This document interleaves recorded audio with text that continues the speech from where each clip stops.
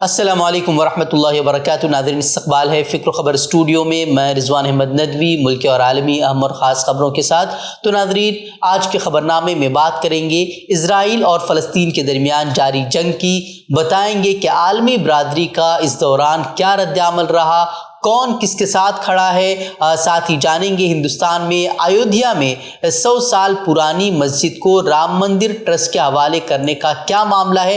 وہی دہلی فسادات کیس کی سنوائی کرنے والے جسٹس مرلی دھر کا بیان سامنے آیا ہے، جس میں انہوں نے ایک بہت ہی بڑی بات کہہ دی ہے۔ اس کی تفصیلات بھی آپ کے سامنے رکھیں گے اور ساتھ ہی افغانستان میں آنے والے طاقتور زلزلے سے تباہی کے مناظر بھی دکھائیں گے۔ تو مکمل تفصیلات کے لیے دیکھتے رہیے فکر و خبر خبرنامہ۔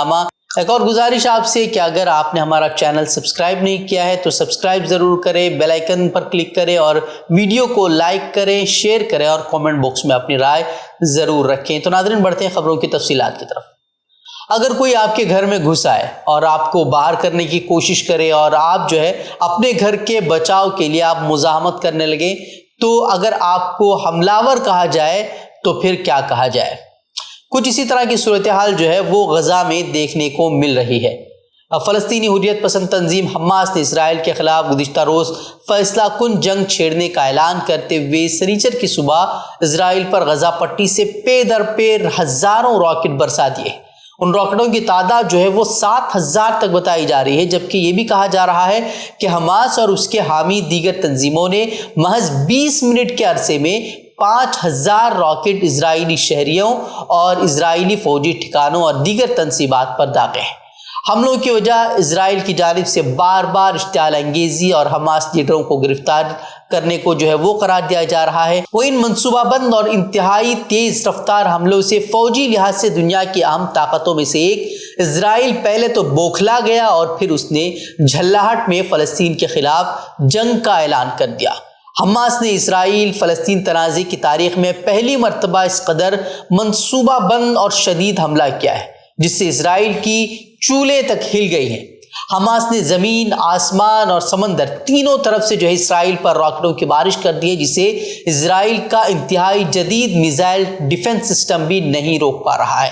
وہ اب تک کی خبروں کے مطابق فی الحال اسرائیل میں ہلاکتوں کی تعداد کہا جا رہا ہے کہ 532 ہو گئی ہے، جبکہ 1700 سے زائد افراد زخمی بتائے جا رہے ہیں۔ دوسری جانب اسرائیل کے غزہ پر حملے میں 480 فلسطینیوں کی شہادت ہوئی ہے، لیکن سرکاری طور پر جو تصدیق شدہ اعداد و شمار ہیں وہ ہے اسرائیل میں 300 اور فلسطین میں 232۔ وہیں کل سے عالمی میڈیا کی بات کریں تو وہ لگاتار یہی بتا رہا ہے کہ اچانک حماس نے اسرائیل پر دہشت گردانہ حملہ کر دیا، لیکن کیا یہ اچانک کیا ہوا حملہ ہے؟ کیا حماس دہشت گرد ہے یا اسرائیل مظلوم ہے یا کون مظلوم ہے؟ اس کی مختصر تفصیل اقوام متحدہ کے ایک اجلاس میں خاتون کی اسپیچ تھی۔ EU stands by and watches this happens and calls Israel our friend. We construct houses and school in the West Bank. The Israelis come and destroy them. صاف کہا تھا کہ 2008 سے فلسطین میں 1.5 لاکھ سے زائد فلسطینی یا تو مارے گئے ہیں یا پھر زخمی ہوئے ہیں، جن میں سے 33,000 وہ صرف بچے ہیں، لیکن کوئی اس سلسلے میں بات نہیں کر رہا ہے اور ہر کوئی اسرائیل کو اپنا دوست تسلیم کر رہا ہے۔ بہرحال روزانہ فلسطینیوں کے گھر چھاپہ مار کارروائیاں اور فلسطینی نوجوانوں کی شہادت ہو ہی رہی تھی اور فلسطینیوں کو ان کے مکانات سے نکالنے کا سلسلہ بھی جاری تھا۔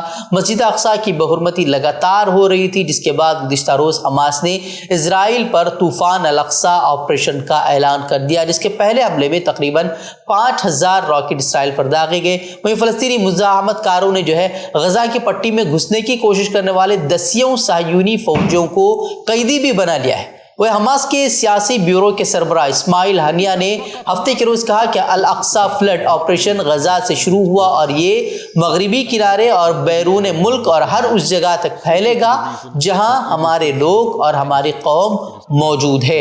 انہوں نے یہ بھی کہا کہ یہ جنگ ہمارے مقدس مقامات اور ہمارے قیدیوں کی رہائی کی جنگ ہے۔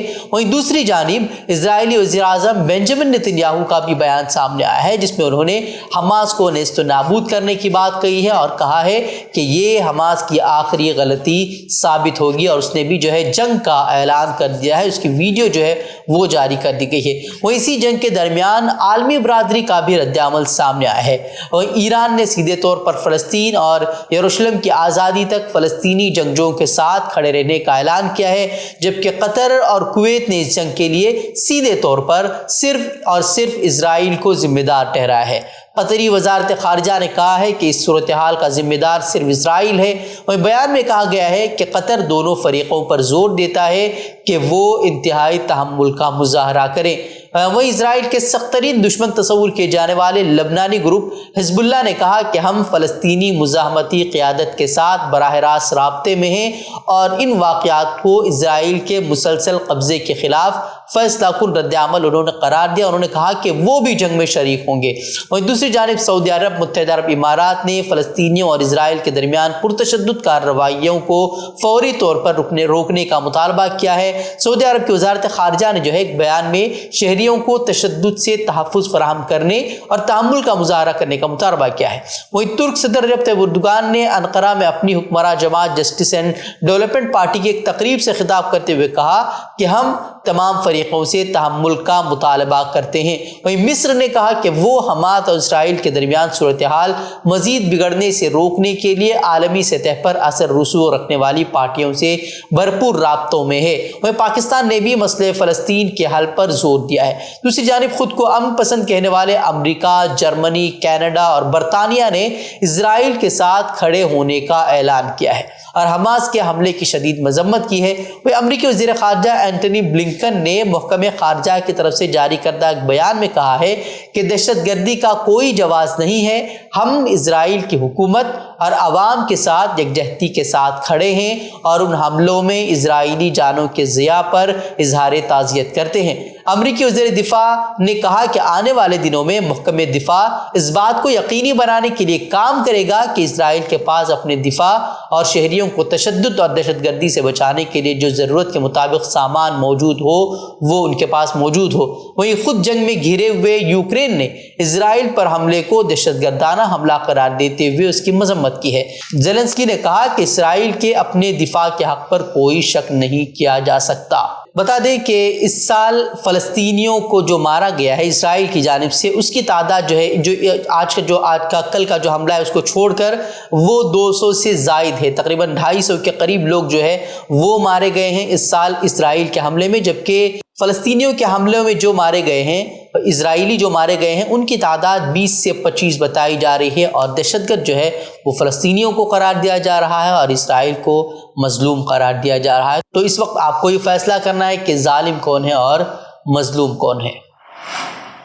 جسٹس مرلی دھر، جنہوں نے 2020 دہلی فسادات کے بعد ایک کیس کی سنوائی کے دوران دہلی فسادات سے قبل نفرت انگیز بیان بازی کرنے والے بی جے پی کے رہنما انوراگ ٹھاکر، پرویش ورما اور کپل مشرا، جنہوں نے اشتعال انگیز بیان بازی کی تھی اور جن کی ویڈیوز اب تک موجود ہیں یوٹیوب پر ہوں، جو شاید دوسرے پلیٹ فارم پر ہوں، وہاں موجود ہیں، اور ایک طرف سے اگر کہا جائے تو انہوں نے فساد کے لیے اکسانے کی کوشش کی تھی، ان سبھی کے خلاف جو ہے 24 گھنٹوں میں FIR درج کرنے پر غور کرنے کو انہوں نے کہا تھا، اور دہلی پولیس کی سخت انہوں نے سرزنش کی تھی۔ لیکن دیکھا گیا کہ 24 گھنٹے نہیں گزرے کہ جسٹس مرلی دھر کا ہی جو ہے وہ تبادلہ کر دیا گیا، اور آج تک بی جے پی کے ان رہنماؤں پر FIR درج نہیں ہوئی۔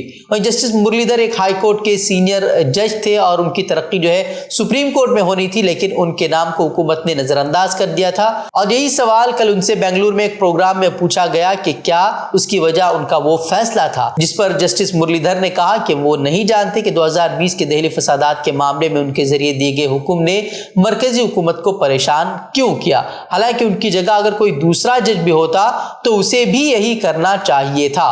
بتا دیں کہ 26 فروری 2020 کو مرلی دھر کی قیادت میں دہلی ہائی کورٹ کے ایک بینچ نے کھلی عدالت میں دہلی پولیس کو اس انداز کے لیے سرزنش کی تھی جس میں وہ فرقہ وارانہ فسادات کی تحقیقات کر رہی تھی۔ वहीं कुछ ही घंटों के बाद जो है मोदी हुकूमत ने पंजाब और हरियाणा हाई कोर्ट में उनके तबादले का हुक्म दिया। वहीं हाई कोर्ट की नई बेंच जिसने इस केस को संभाला, उसने इस मामले को 4 हफ्तों के लिए इसके बाद मुलतवी कर दिया।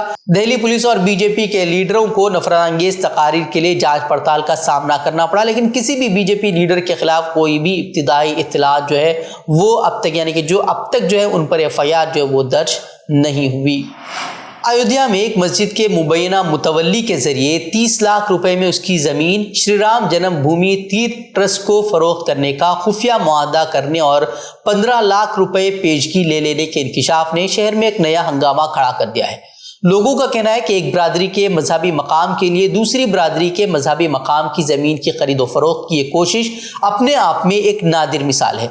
ऐसी मिसाल कायम कर रहा श्री राम जन्मभूमि तीर्थ ट्रस्ट 2021 में भी ज़मीन के कई सौदों में मुबैना बदुनवानी के इल्ज़ामात की जद में आया था, जबकि यहाँ मुतवल्ली होने पर भी सवाल उठाए जा रहे हैं। मस्जिद बद्र के नाम से मारूफ पंजीटोला में रामपथ पर वाक़े मज़कूरा इंकिशाफ के बाद अचानक सुर्खियों में आने वाली ये मस्जिद ज़ेर तामीर राम मंदिर के अहाते के करीब ही वाक़े है और सुन्नी सेंट्रल वक्फ बोर्ड में वक्फ जायदाद के तौर पर रजिस्टर्ड है। उसका कुछ हिस्सा हाल ही में रामपथ को चौड़ा करने के मंसूबे पर अमलावरी के दौरान हटाया गया था, जिसके लिए तकरीबन 5.25 लाख रुपए का मुआवजा उसको दिया गया था। वहीं इस मुआवजे से मस्जिद के बाकी मानदा हिस्से की मरम्मत भी करवाई गई थी ताकि वो नमाज पढ़ने के काबिल बनी रहे। वहीं कहा जाता है कि एक मरहले पर उसकी मरम्मत में रुकावट भी पैदा की गई थी, लेकिन उससे कोई फर्क नहीं पड़ा और मरम्मत के बाद न सिर्फ जुमा बल्कि हर रोज वहां नमाज पढ़ी जाने लगी। इसलिए हाल ही में अचानक सामने आने वाली इस हकीकत ने मकामी मुसलमानों को हैरान कर दिया है कि मस्जिद के मुबैना मुतवल्ली मोहम्मद रईस अहमद और नूर आलम उर्फ चांद ने मिलकर 30 लाख रुपए में उसकी जमीन श्री राम जन्मभूमि तीर्थ ट्रस्ट को फरोख्त करने का मुआहदा किया है और 15 लाख रुपए जो है एडवांस भी ले लिए। यही नहीं, वो इस बात पर भी मुत्तफिक हैं कि ट्रस्ट जो है बाकी आधी रकम डील तय होने और जमीन का कब्जा मिलने के बाद देगा। मुबैना तौर पर इस मुआहदे पर ट्रस्ट की जानिब से उसके जनरल सेक्रेटरी चंपत रॉय ने दस्तखत किए। मुसलमानों के मुताबिक 1 सितंबर को होने वाले इस मुआहदे के बारे में 1 माह तक न तो मुबैना मुतवल्ली और न ही ट्रस्ट की जानिब से कोई भनक लगने दी गई, लेकिन जैसे ये खबर फैली, अयोध्या के अंजुमन मुहाफिज मस्जिद और मकाबिर कमेटी के जनरल सेक्रेटरी मोहम्मद आजम कादरी की क़यादत में मुसलमानों का एक वफ्द राम जन्मभूमि थाने गया और पुलिस को अर्जी दी कि मुआहदे पर दस्तखत करने वालों के खिलाफ मुकदमा दर्ज कराया जाए और तहकीकात करके मुआहदे को मनसूख करने की कार्रवाई की जाए। वफ्द ने भी दावा किया कि मुआहदा करने वाले मोहम्मद रईस अहमद और नूर आलम न तो मस्जिद के मुतवल्ली हैं और न ही उन्हें ऐसा मुआहदा करने का कोई इख्तियार है। वही मोहम्मद आजम कादरी बताते हैं कि वक्फ इमलाक जिनमें मस्जिद और उसकी ज़मीन शामिल है उसको कानूनी तौर पर खुद वक्फ बोर्ड भी फ़रोख्त नहीं कर सकता है, फिर मुबैना मुतवल्ली वक्फ की मस्जिद की ज़मीन फ़रोख्त करने का मुआहदा कैसे कर सकते हैं। वहीं दूसरी जानिब खुद को मुतवल्ली कहने वाले रईस अहमद का दावा है कि उन्होंने लोगों की रजामंदी के बाद दूसरी जगह मस्जिद की तामीर के लिए श्री राम जन्मभूमि तीर्थ ट्रस्ट के साथ ज़मीन की फ़रोख्त का मुआहदा किया है। जहाँ तक श्री राम जन्मभूमि तीर्थ ट्रस्ट का ताल्लुक है, उन्होंने इस मामले पर रद्द-ए-अमल से गुरेज किया है। कर्नाटक के अनेकल ताल्लुक़े के बेंगलुरु हुसूर इंटरस्टेट हाईवे पर पटाखे के गोदाम में आग लगने से कम 11 अफराद हलाक हुए हैं। पुलिस हुक्काम के मुताबिक हादसा बालाजी क्रैकर्स में उस वक्त पेश आया जब एक छोटी सी चिंगारी से पूरी दुकान में आग लग गई। वाक़े में हलाक होने वाले अफराद की शनाख्त अभी तक नहीं हो सकी है। वहीं दुकान में बताया जा रहा है कि 20 मजदूर काम कर रहे थे। कहा जा रहा है कि गोदाम में जो 20 अफराद थे उनमें से 4 वाक़े के बाद फरार हो गए हैं। शुबा है कि पटाखे गोदाम में 16 अफराद फंसे हुए थे। रेस्क्यू ऑपरेशन के बाद कम से कम 7 लाशें निकाल दी गई हैं। पुलिस हुक्काम ने कहा कि वाक़े की इत्तला मिलते ही पुलिस और फायर ब्रिगेड के अमले ने मौके पर पहुंचकर आग पर काबू पा लिया। मकामी लोगों ने भी आग बुझाने में मदद की, ताहम पटाखे फटने से दुकान मुकम्मल तौर पर खाकिस्तर हो गई। उन्होंने कहा कि यह हादसा लॉरी से पटाखे उतारने के दौरान पेश आया। वहीं इस हादसे में जो है मुतअद्दिद अफराद जख्मी भी हुए हैं। वहीं कुछ गाड़ियों में आग लगने से भी नुकसान पहुँचा है। अफगानिस्तान के मगरबी हिस्से में आने वाले ज़लज़लों के बाइस सैकड़ों अफराद जाँ बहक हो गए हैं। वहीं खबर लिखे जाने तक ज़लज़ले के सबब 2000 अफराद के मौत की तस्दीक हुई है। यूएस जियोलॉजिकल सर्वे USGS ने कहा कि हफ्ते को मुतअद्दिद ज़लज़ले हरात शहर के शिमाल मगरिब में 35 किलोमीटर के फासले पर आए, जिनमें से एक की शिद्दत 6.3 تھی۔ وہیں ایک رپورٹ کے مطابق طالبان کے ایک مقامی اہلکار نے کہا کہ زلزلوں میں جاں بحق ہونے والوں کی تعداد کہیں زیادہ ہو سکتی ہے، کیونکہ کئی افراد اب بھی جو ہے وہ ملبے کے نیچے دبے ہوئے ہیں۔ انہوں نے کہا کہ اپنی جانب سے وہ بھرپور کوشش کر رہے ہیں، لیکن پھر بھی مدد کی ضرورت ہے۔ بھٹکل سے گزرنے والی وہ ریل گاڑیاں جن کا اسٹاپ یہاں نہیں ہے، جو یہاں نہیں رکتی ہیں، ان کے اسٹاپ سے بھٹکل کے عوام کو فائدہ پہنچ سکتا ہے۔ ان کی نشاندہی کے ساتھ اسٹاپ کا مطالبہ کرتے ہوئے شہر کی مختلف تنظیموں کی جانب سے جو ہے وہ ایک میمورنڈم پیش کیا گیا ہے۔ ان تنظیموں میں مجلس اطلاع و تنظیم بھٹکل، رابطہ سوسائٹی بھٹکل، بھٹکل مسلم یوتھ فیڈریشن، بھٹکل وکاس سمیتی اور مختلف تنظیموں کے نمائندوں نے ایک میمورنڈم شہر کے ریلوے اسٹیشن پہنچ کر اسٹیشن ماسٹر کو پیش کیا۔ اس موقع پر ان تنظیموں کے نمائندوں نے بتایا کہ بھٹکل سے حکومت کو ملنے والی ریونیو اتنی زیادہ ہے کہ شاید ہی ضلع کے کسی تعلقے سے انہیں ملتی ہو۔ اس کے ساتھ ساتھ بڑی تعداد میں یہاں NRIs موجود ہیں اور یہاں کے طلباء تعلیم حاصل کرنے اور مختلف افراد تجارت کے لیے ہندوستان کے مختلف علاقوں کا سفر کرتے ہیں، اس لیے یہاں بعض ٹرینوں کا رکنا جو ہے وہ بہت ضروری ہے۔ انہوں نے اسٹیشن ماسٹر سے درخواست کی ہے کہ وہ ان کے اس مطالبے کو آگے بڑھائیں اور ریاستی سطح کے ساتھ ساتھ ملکی سطح پر پہنچا کر بھٹکل کے عوام کے لیے سہولیات پیدا کریں۔ بھٹکل چونکہ جیسے ستیش صاحب نے فرمایا کہ NRIs کافی ریونیوز کے لیے مشہور ہے، اور یہاں سے ہم چاہتے ہیں کہ کاروبار طبقہ ہو یا اسٹوڈنٹس ہوں، کئی ایک وجوہات کی بنا پر آپ سے ہماری درخواست ہے کہ بھٹکل میں جتنے ہم نے نشاندہی کی ہے ان ٹرینوں کو اگر بھٹکل میں اسٹاپ دیا جائے تو میں سمجھتا ہوں لوگوں کے لیے، عوام کے لیے، سبوں کے لیے فائدہ ہوگا۔ تو اس کے لیے ہم تنظیم کی طرف سے، رابطہ سوسائٹی کی طرف سے، فیڈریشن کی طرف سے اور کئی ایک دوسرے ادارے ہیں اس کی طرف سے ہم چاہتے ہیں کہ یہ میمورنڈم جو ہم نے آپ کو پیش کیا ہے وہ اسٹیٹ لیول بلکہ سینٹرل لیول پر بھی اس کو آپ آگے کریں، وہاں سے کسی بھی طرح سے ہمیں یہ اپروول لے آئیں جس سے ہمیں ہمارے یہاں کے عوام کو فائدہ ہو۔ ہم چاہتے ہیں کہ ہم سب مل جل کر بھٹکل کی جو بہتری کے لیے کام کر رہے ہیں، اور یہ بہترین انداز میں اگر یہ آپ کام کر دیں گے تو ہمارے لیے بہت سہولتیں ہوگی، اور ہم چاہتے ہیں کہ ہم مل جل کر جو ایک اچھے انداز سے بھٹکل کے لیے، بھٹکل کی بقا کے لیے کام کرتے ہیں، اس میں ہمیں فائدہ بھی رہے گا۔ تو ہماری اسٹیشن ماسٹر صاحب سے درخواست ہے اس عرضی کو آپ فوری طور پر سامنے کریں اور جلد سے جلد یہ اپروول لائیں، تو اس سے بھٹکل کے عوام مستفید ہو۔ ناظم دارالعلوم ندوۃ العلماء لکھنؤ مولانا سید بلال حسنی ندوی کی سعودی عرب آمد سے فائدہ اٹھاتے ہوئے بھٹکل مسلم ایسوسی ایشن ریاض نے مولانا کے اعزاز میں ایک پروگرام کا انعقاد کیا، جہاں جماعت کے ذمہ داروں نے ان کا پرتپاک استقبال کیا۔ اس موقع پر عشائیہ کے نظم کے ساتھ ایک نشست منعقد کی گئی، جس میں جماعت کے سرپرستان اور ممبران کی ایک بڑی تعداد جو ہے اس نے شریک ہو کر مولانا سے استفادہ کیا۔ مولانا نے اپنے مصروف ترین شیڈول کے باوجود بھٹکل احباب کی درخواست پر وہاں حاضر ہو کر خوشی کا اظہار کیا اور بھٹکل احباب کی اس اجتماعی نظام سے منسلک ہو کر آپسی اتحاد اور اتفاق کے ساتھ مل جل کر کام کرنے کی سراہنا بھی کی، اور اسے وقت کی ضرورت بھی قرار دیتے ہوئے اجتماعیت سے جڑے رہنے پر زور دیا۔ مولانا نے کسب حلال کی بھی ترغیب فرمائی۔ مولانا نے ندوے کے تعارف کے ساتھ بھٹکل کے ندوے سے روابط کا بھی تذکرہ کیا۔ اس پروگرام میں سرپرست جماعت جناب قاضی عبدالعظیم صاحب کے ہاتھوں مولانا کو میمنٹو بھی پیش کیا گیا۔ واضح ہے کہ اس پروگرام کی مختصر دعوت پر بھٹکلی احباب کے علاوہ مردیشور، منکی، شرور اور بیندور کے حضرات بھی موجود تھے۔ علاوہ ازیں ہندوستان کے دیگر علاقوں سے ندوے کے فارغین اور مولانا کے چاہنے والوں کی ایک بڑی تعداد جو ہے انہوں نے شریک ہو کر مولانا سے استفادہ کیا۔ تو ناظرین، یہ تھی خبریں۔ مزید خبروں کے لیے آپ ہمارے ویب سائٹ www.fikroخبر.com کی طرف رخ کر سکتے ہیں۔ ویڈیوز کے لیے ہمارے یوٹیوب چینل کو سبسکرائب ضرور کریں۔ تو ناظرین، اجازت دیں، السلام علیکم ورحمۃ اللہ وبرکاتہ۔